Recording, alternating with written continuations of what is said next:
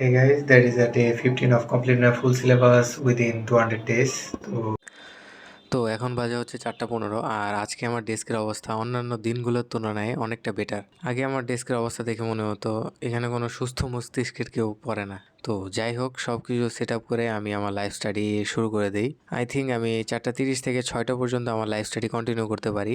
আর এই টাইমটা পড়ার জন্য চুজ করার একটাই কারণ, এই টাইমটাতে তুমি যদি 2 ঘন্টা বা 1 ঘন্টাও পড়ো তাহলেও তুমি বিকালে বা দুপুরে 3-4 ঘন্টা পড়ার থেকে বেশি বেনিফিট পাবা। কজ এই টাইমটাতে তোমাদের মাইন্ড ফ্রেশ থাকে।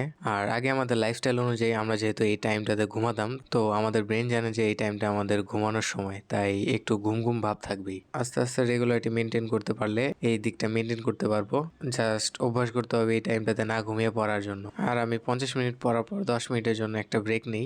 আর আমি এই ব্রেক টাইমে চেষ্টা করি একটু বারান্দা থেকে ঘুরে আসার, কারণ 1 আওয়ার বা 2 আওয়ার কন্টিনিউয়াসলি কোনো কিছুতে ফোকাস করা সম্ভব না। আর হ্যাঁ, সম্ভব। আমি অনেক লাইফস্টাইলে দেখছি ওরা 3 থেকে 4 ঘন্টা কন্টিনিউয়াসলি পড়ে। কিভাবে পড়ে আমি জানি না। আমি ভাই এতক্ষণ পড়তে পারি না। লাইভ স্টাডি করতে করতে আমি দেখি আমার পিসি অফ হয়ে গেছে আর চালুই হইতেছে না। 10টা থেকে আমার অফলাইন ব্যাচ ছিল, তাই পড়তে বের হয়ে যাই। তো যাই হোক, এখন বাজে হচ্ছে গিয়ে অলমোস্ট 8টা। আর দুপুরে আমার ব্যাচ ছিল, তাই ভিডিও বানাতে পারি নাই। আর এখনই আমি আমার লাইভ স্টাডি শুরু করে দিব। আর আজকে আমার আগের থেকে তুলনামূলক একটু কম পড়া হয়েছে। তো যাই হোক, আজকে মিস্টেকগুলো ফিক্স করে কালকে থেকে আবার পড়া আমি শুরু করে দেব।